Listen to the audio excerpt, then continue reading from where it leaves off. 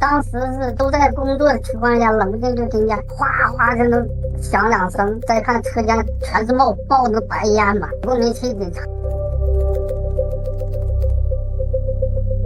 据中国新闻社1月18日15时许，内蒙古包头市包钢板材厂发生爆炸事故，截至19日6时，已造成2人死亡，8人失联，84人受伤。接报后，应急管理部部长王祥喜立即作出部署，要求科学组织搜救，进一步核实人员情况，防止发生次生事故，全力救治伤员，最大程度减少伤亡，尽快查明原因，举一反三，坚决避免类似事故发生。代班部领导持续调度指导救援处置工作。应急管理部副部长宋元明已率工作组赶赴现场指导救援处置。国务院安委会决定对该起事故查处挂牌督办。